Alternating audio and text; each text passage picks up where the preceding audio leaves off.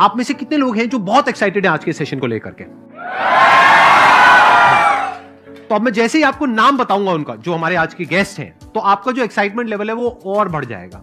ये बताने से पहले कि गेस्ट कौन है, मैं आपको थोड़ा सा बताता हूं यूट्यूब के बारे में। यूट्यूब में क्या है कि पूरे वर्ल्ड की अगर बात करी जाए तो करोड़ों चैनल्स हैं जो अलग अलग जॉनर्स में हैं, अलग अलग कैटेगरीज में हैं। उसमें से दो बड़ी कैटेगरीज हैं, मोटिवेशन और एजुकेशन। पूरे वर्ल्ड में जो वर्ल्ड का नंबर 1 मोटिवेशन चैनल है वो मेरा है, और जो वर्ल्ड का नंबर 1 एजुकेशन चैनल है किसी इंडिपेंडेंट क्रिएटर का, वो उनका है, जो कि हमारे गेस्ट हैं। उनके 17 मिलियन से ज्यादा सब्सक्राइबर्स हैं। Please give an energetic and warm welcome to the one and only Khan sir.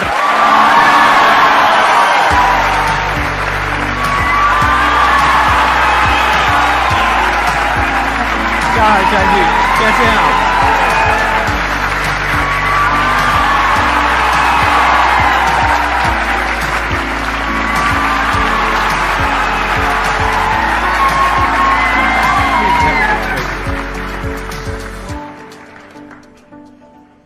इससे पहले कि ऑडियंस आपसे कुछ पूछे या इंटरेक्ट करे, मेरे माइंड में एक क्वेश्चन है आपके लिए जी। जो बच्चे हैं वो आपके इतने दीवाने क्यों हैं, इतने पागल क्यों हैं आपके पीछे? मतलब मेरे कमेंट सेक्शन में भरा पड़ा था, खान सर कब आएंगे, खान सर कब आएंगे। मतलब ऐसा क्या जादू कर दिया आपने बच्चों के ऊपर?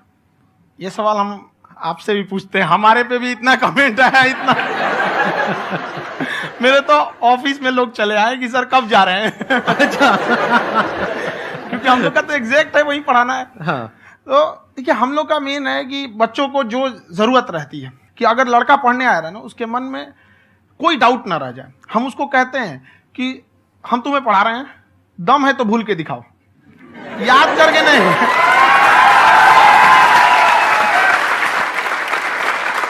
प्लस आप जिस प्राइस पॉइंट पे पढ़ा रहे हैं, आई थिंक वो सबसे कम है, वो बहुत ही कम है। सर ये जो फीस का कल्चर है, ये हमारा इंडियन कल्चर नहीं है। हमारा इंडियन कल्चर गुरु दक्षिणा है, उस हिसाब से वो सही है। ऑक्सीजन जैसे जिंदगी के लिए जरूरी है, वैसे एजुकेशन जरूरी है। कोई ये नहीं कह सकता है कि पैसे की वजह से वो खान सर के यहां से लौट गया। क्या बात है।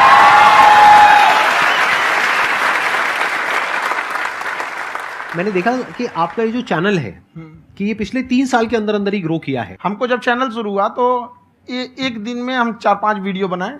एक हमको कुछ आता, आज भी नहीं आता इतना, तो हम देख के कैमरा उमरा तो हम कंफ्यूज हो गए, बाप रे। तो हम एक ही दिन में वीडियो शूट किया, पढ़ाने वाला टॉपिक था हमको। उसके बाद कभी वीडियो ही नहीं, 6-7 वीडियो एक ही बार शूट कर लिए। और एक जो थे जिनका कैमरा वगैरह था, मेरे पास कैमरे भी नहीं थे उस टाइम, और कैमरा 35,000 का था, तो 6 महीना इसी में लग गया। जो 35,000 इसी में फंस जाएगा। तो उनके कैमरे से शूट किए, उन्होंने कोई चार्ज लिया, उसके बाद हम छोड़ ही दिए। लॉकडाउन लगा, तब हम कहें आप कैसे पढ़ाएंगे, वो तो 1 दिन 2 दिन करते करते अचानक लंबा हो गया। तब हमको याद आया कि ओहो मेरा एक चैनल भी है वहाँ पे। तो उस समय उस पर लगभग 30,000 सब्सक्राइबर हो चुके थे। तो जैसे लॉकडाउन लगा तो उस पर पढ़ाना चालू किया, और पता नहीं क्या लोगों को पढ़ाई में इतना इंटरेस्ट आ गया कि आपका स्टाइल ऐसा है थोड़ा सा। आप आई थिंक पढ़ाई के साथ साथ में जो बीच बीच में आप थोड़ा बहुत छोड़ते रहते हैं ना, मतलब जो एंटरटेनमेंट चलता रहता है। ये बात हम देखिए, जब हम गुलाम थे ना, तो अंग्रेजों ने एक चाल चला था कि भारत को हम फिजिकली गुलाम रखेंगे 100-200 साल, मेंटली 1000 साल कर देंगे। उन्होंने पढ़ाई का मॉडल चेंज कर दिया। उन्होंने ऐसा डिजाइन किया कि ये टीचर की रिस्पॉन्सिबिलिटी है, वो पढ़ा के चला जाए। टीचर की रिस्पॉन्सिबिलिटी यहां खत्म नहीं हो जाती। पढ़ाना तो कोई भी पढ़ा सकता है, टीचर की इससे बड़ी रिस्पॉन्सिबिलिटी होती है उसे समझाना। वो समझा कि नहीं समझा। अगर लड़का आपके समझाने के बाद डाउट रह गया तो ये आपकी गलती है। लड़का हमसे पूछता है सर इतनी भीड़ है आपके पास, तो कहते सर डाउट कैसे पूछेंगे? हम कह रहे यार तुम्हारा डाउट बचेगा तब ना पूछेगा तुम डाउट यहाँ पे।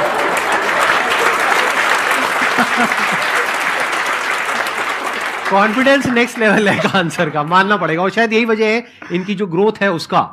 किसी ने शायद सपने में भी नहीं सोचा होगा कि पिछले 2 साल के अंदर अंदर जो आपके चैनल की ग्रोथ हुई है, जैसे आप खुद ही बता रहे हैं कि लॉकडाउन के टाइम पे आपके 30,000 के करीब सब्सक्राइबर्स थे, आज की डेट में 17 मिलियन है। और मेरा एक क्वेश्चन और है, इससे पहले कि ऑडियंस में से आपसे कोई क्वेश्चन पूछे, कि कई बार आप ऐसे भी टॉपिक्स टच करते हैं जो थोड़े से कंट्रोवर्शियल हैं या थोड़े से सेंसिटिव हैं, जिसके ऊपर बात करने की हिम्मत आई थिंक बहुत ही कम लोगों में है।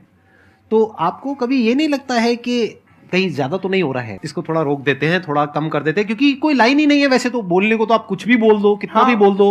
हुई है कंट्रोवर्सी बहुत बार। एक्चुअली बचपन से हमको फौज में जाना था, और फौज वालों के लिए ये सब मायने नहीं रखता। उसको करना है मतलब करना है, तुम सामने कुछ भी रहो, डजंट मैटर।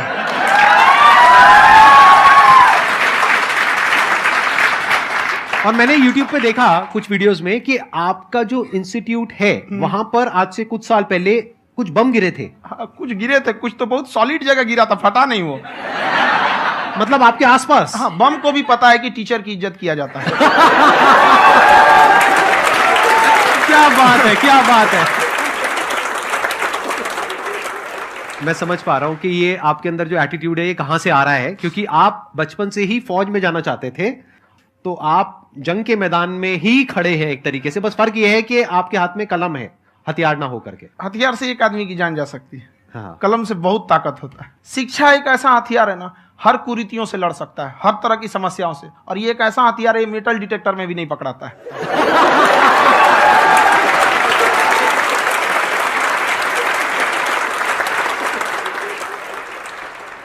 मेरा क्वेश्चन ये है कि अभी प्राइवेट ऑर्गेनाइजेशंस में पीटने का, पनिशमेंट का ये सिस्टम जो है खत्म हो गया है। हम आपके वीडियो में देखे हैं सर कि आप एक बड़ा सा रोल रखे रहते हैं, पुलिस वाला लाठी है वो, पुलिस वाला लाठी है, और स्टेज पे बुला के बच्चों को उसी से धुनाई शुरू कर देते हैं मस्त एकदम से, है ना। तो सर मतलब कि बच्चे मतलब कि डरते नहीं हैं आपसे, और इस तरीके से कैसे कनेक्टेड हैं आपसे, है ना। और एक और क्वेश्चन सर, यूपीएससी का जो आप अपना बैच स्टार्ट करने वाले हैं, ठीक है, उसके बारे में बताइए सर, क्योंकि मुझे मतलब कुछ चीज़ को करना है सर, ठीक है। और संदीप सर को देख लिए, मेरा तो वैसे ही हो जाना है।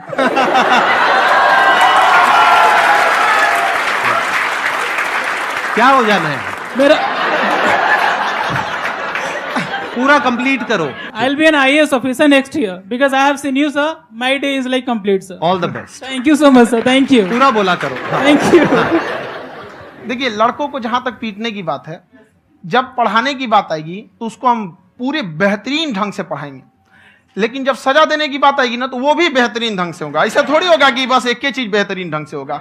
और डर का होना बहुत जरूरी है। ये डर भी अपने आप में एक मोटिवेशन है, क्योंकि जब आपके अंदर एक थोड़ा सा डर रहे ना, तो डर के भागिए मत। एक ऐसा डर जिसको आप लगे कि नहीं नहीं थोड़ा सा और करने की जरूरत है, फिर तो ये हम इसको क्रॉस कर जाएंगे यहाँ पर।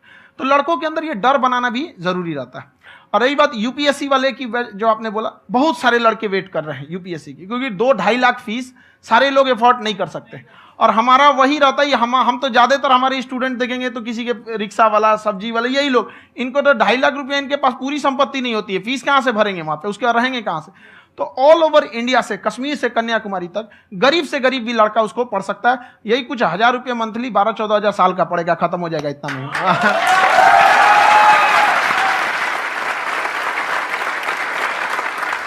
ये जो डंडे वाली बात इन्होंने कही, ये सच है? मतलब आप सच में एक डंडा रखते हो? पुलिस का ही है वो। और मारते हो? हाँ, कि मतलब अगर कोई लड़की छेड़ता है या ऐसा कोई भी उल्टा पुल्टा काम पढ़ाई करता लिखाई है, कुछ भी गलती करेंगे तो पिटाएंगे वो यहाँ पे, कैमरे पे, ऑन कैमरा, जैसा भी रहे, कुछ भी पिटाना तो उनको फिक्स है। एक तो कोई मतलब विधायक जी थे, उनके लड़का को पीट दिए, तो चला दल बल लेके अपना वहां पे। उसने घर पे नहीं बताया था कि सर ने पीटा है, बस बोल दिया कोचिंग में पीटा है। बाद में पता चला हम पीटे हैं, तो उसके पिताजी मेरे सामने और पीटे।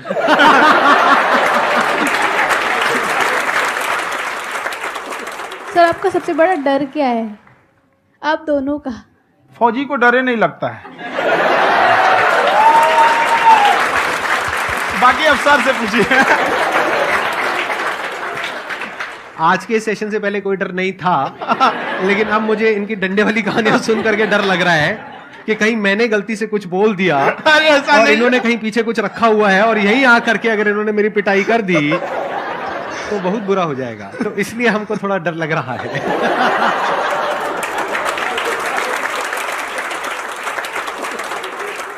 आपकी डेली कितने घंटे क्लासेस होती हैं? 6-7 घंटे। अभी भी खुद ही करते हो आप? हाँ, हमारे स्टाफ परेशान रहते हैं।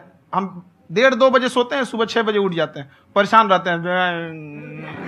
यार इतना क्यों करते हो, है ना?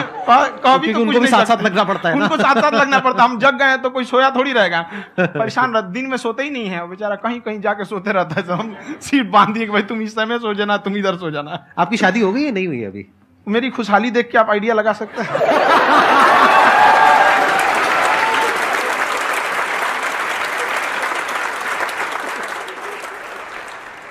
First of all I would like to say sir thank you so much to you and to your team कि आपने मुझे यहाँ आने का मौका दिया। एंड सर अब तक मैंने आपको सिर्फ फ़ोन या लैपटॉप में ही देखा है दोनों को, आज फर्स्ट टाइम लाइव देख रही हूँ तो बहुत अच्छा लग रहा है। तो मेरा क्वेश्चन ये है सर आपसे जब हम लाइफ में कोई डिसीज़न लेते हैं कि हमें ये पर्टिकुलर चीज़ करनी है, और क्योंकि हम डिसीज़न लेते हैं तो हमारी आदत है कि पहले हम 4 लोगों से पूछते हैं कि तू बता तेरी क्या राय है, तू बता तेरी क्या राय है।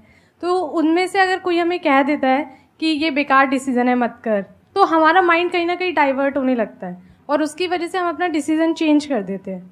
तो मेरा क्वेश्चन ये है कि कैसे हम अपने डिसीज़न पे स्टिक रहे, कैसे हम जो दूसरे के ओपिनियन है उनको अफेक्ट ना होने दें अपने ऊपर।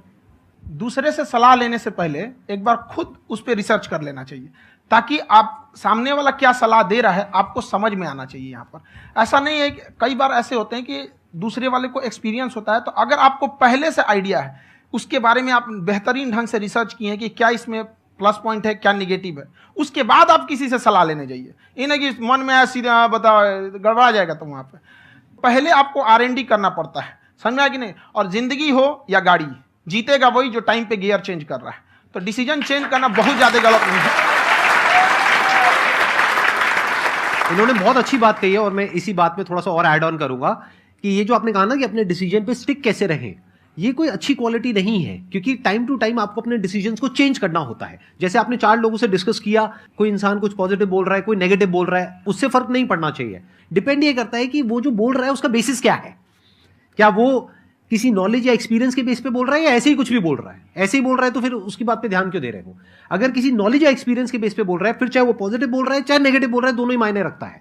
उसके बाद में रिसर्च करनी है और फिर रिसर्च करने के बाद में फाइनल डिसीजन अपना खुद का होना चाहिए। अब वो डिसीजन उससे अलग भी हो सकता है जो आपने पहले लिया था, और वो सेम भी हो सकता है। सर मेरा क्वेश्चन दोनों से है आपसे, how to deal procrastination and laziness.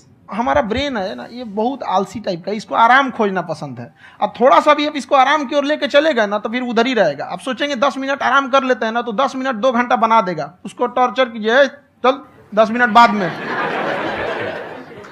उसको आप उस पर हावी मत। वो कह रहा है कि हमको आराम चाहिए, आपको हाँ आराम मिलेगा, पहले काम फिर मिलेगा आराम। तो आप उसके हिसाब से मत चल। आपका मन कर रहा है थोड़ा सा देख लेते हैं, कोई नोटिफिकेशन आया, आप कोई काम कर रहे हैं, क्यों पहले काम कर लीजिए, बाद में देखिएगा ना नोटिफिकेशन। आप हावी मत होने दीजिए यहाँ पे। अगर आप 5 मिनट भी थोड़ा सा लूज पड़े ना, थोड़ा सा कमर सीधा कर लेते हैं, 2 घंटा बर्बाद कर दिया आपको। हावी मत होने दीजिएगा उसको अपने ऊपर। प्रोक्रेस्टिनेशन को तोड़ने का एक ही तरीका है, सबसे छोटे लेवल पे ले जा करके उस गोल को तोड़ दो। यानी वो गोल बहुत बड़ा है, उसको ब्रेक डाउन करो, उसके सबसे पहले स्टेप पे आ जाओ कि उसको अचीव करने का सबसे पहला स्टेप क्या है। जैसे गाड़ी चलाना सीखना है, उसको सबसे पहला स्टेप क्या है। अगर घर में कोई नहीं है सिखाने वाला या सिखाने वाली, तो बाहर जा करके जो गाड़ी का ड्राइविंग स्कूल है उधर जा करके पैसे दे दो। अब फंस गए ना तो फंसा दो अपने आप को। दिमाग ये लगाओ कि अपने आप को कैसे फंसाया जाए। जब हम फंस जाते हैं ना तो फिर हमको वो काम करना ही पड़ता है। Then there is no looking back. जब तक आप सोच रहे हो तब तक सोच रहे हो, उसको बोलते हैं पैरालिसिस ऑफ एनालिसिस, कि आप सोचते चले जा रहे हो अपने माइंड में, मैं ये करूंगा वो करूंगा वो करूंगा वो करूंगा, और प्रोक्रेस्टिनेट हो रहा है, वो चीज टलती चली जा रही है। तो उसको छोटे से छोटे लेवल पे ब्रेक डाउन करके उसको कर दो, दैट इज नंबर 1। और जैसे ही करना शुरू करते हो, कोशिश करो कि उसको जब तक कि आप सही से नहीं कर लेते हो उसको छोड़ना नहीं है, तो आपकी लेजीनेस भी खत्म हो जाएगी। कई लोगों को तो हमने देखा जो सप्ताह में कुछ भी नहीं करता, वो भी संडे को आराम कर रहा है।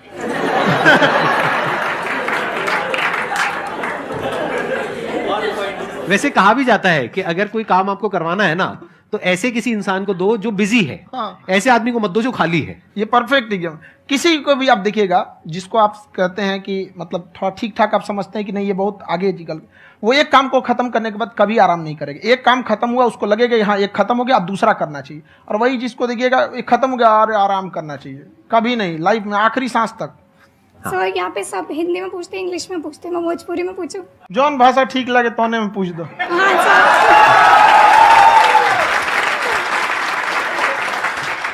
सर ये पूछे के चाहते नहीं कि जैसे हमने के पढ़ाई करे निशान, तो कभी कभी डेली टारगेट्स जो होला वो कंप्लीट ना होला।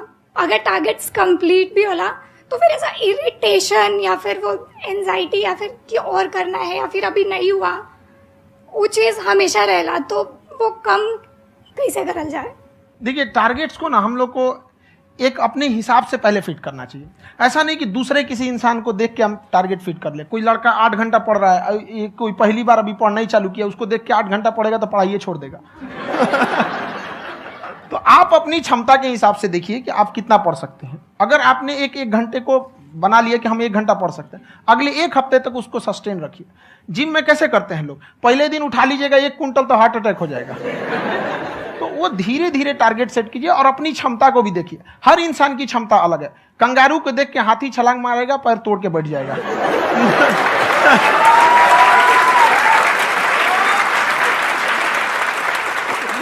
अब संदीप सर का मोटिवेशन देख के इसका मतलब क्या कि ट्रेन के आगे खड़ा हो जाएंगे, ढकेल देंगे तुमको। हालांकि ऐसा कर देते हैं, लेकिन ऐसा करिएगा लोग नहीं, क्षमता पता होना चाहिए। आपके अंदर एंजाइटी हो रही है कि मैंने कर तो लिया है। आप ये नहीं कह रहे कि मैंने कुछ भी नहीं किया है फिर मेरे को एंजाइटी हो रही है। आप ये कह रहे हो मैंने काफी कुछ कर लिया है फिर भी एंजाइटी हो रही है कि कहीं कुछ छूट तो नहीं गया है। तो बेसिकली आपको ये देखना है कि अगर आपके अंदर ये एंजाइटी हो रही है, that means you are a very good student. आप एक अच्छे स्टूडेंट हो। क्यों? क्योंकि बहुत सारे स्टूडेंट्स तो ऐसे हैं उनको पढ़ने के नाम से एंजाइटी होती है।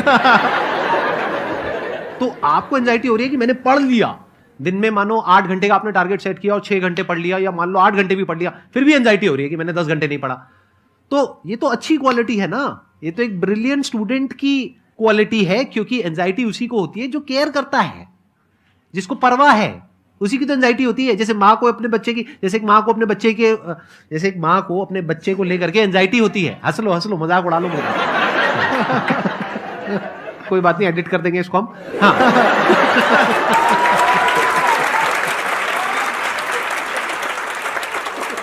जैसे एक माँ है, उसको अपने बच्चे को लेकर के एंजाइटी होती है, थोड़ी सी भी तबीयत खराब हो जाए उसको एंजाइटी होती है, चाहे बच्चा ठीक भी है, डॉक्टर को नहीं होती है। क्यों? क्योंकि माँ को उस बच्चे से प्यार है। तो दैट मीन्स कि आप अपनी पढ़ाई को लेकर के सीरियस हो, इस वजह से आपके अंदर एंजाइटी हो रही है, विच इज नॉर्मल। जहां पर प्यार मोहब्बत होती है वहां पर थोड़ी बहुत एंजाइटी तो होती ही है ना। समझ रहे हो ना मैं क्या कहना चाह रहा हूं? आप लोग समझ रहे हो ना मैं कहां जा रहा हूं? जब वो किसी और से बात करती है तो एंजाइटी होती है ना।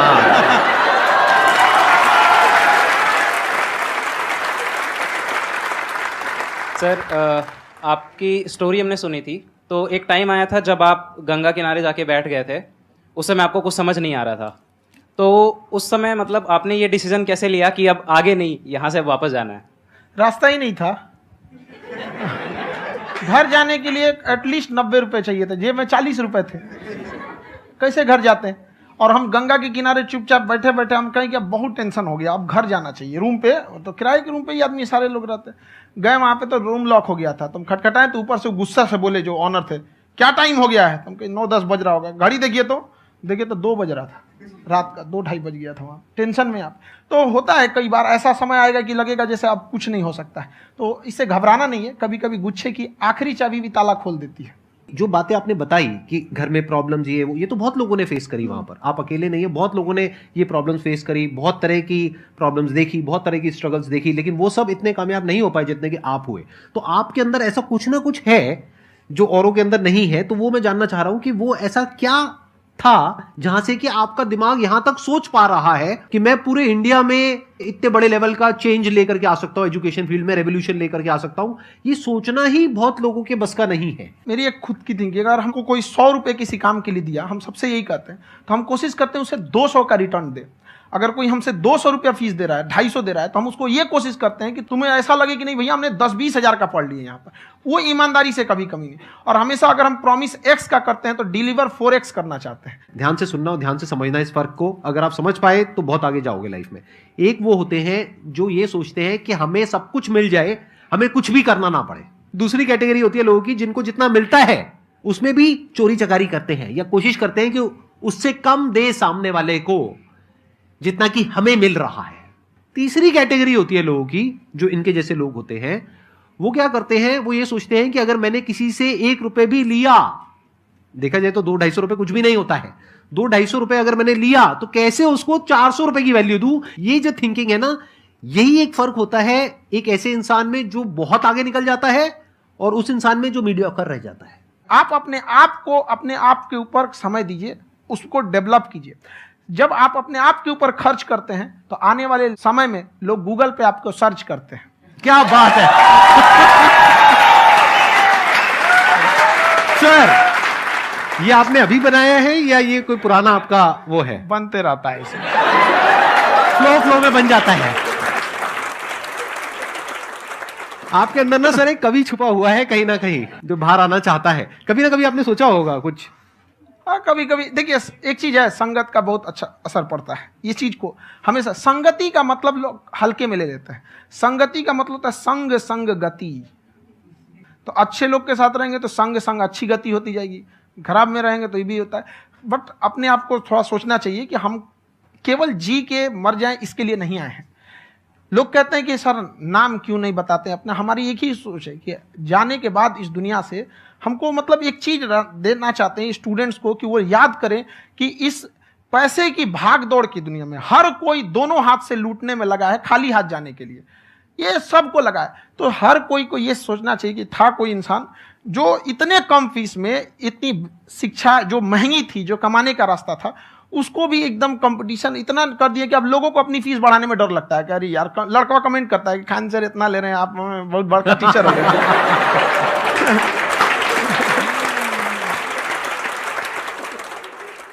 खान सर की एक क्लिप है, ये समय और समझदारी में बहुत फर्क होता है। अगर समय रहते समझदारी आ गई तो इंसान कामयाब हो गया, लेकिन अगर समय चला गया फिर समझदारी आई फिर तो बेकार है। तो सर मतलब कुछ आपको ऐसी चीज़ लाना चाहिए जो मतलब बच्चों जो तैयार हो रहे हैं उनको ये चीज़ें मतलब एंड टाइम पे दिखे। समझ रहे हैं आप मेरी बात? नहीं समझ?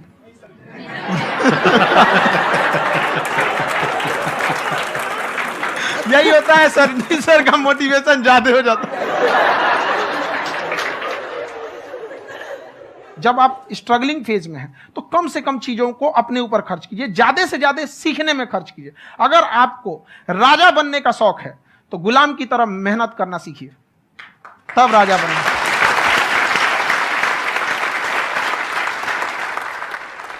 ये दुख, ये दर्द, ये सब तेरे अंदर है। तू अपने बनाए इस पिजड़े से बाहर निकल के देख, तू अपने आप में एक सिकंदर है।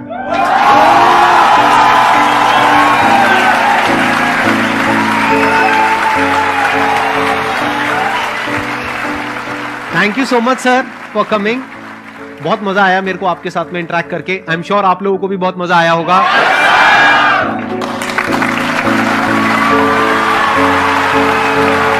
Thank you so much ji.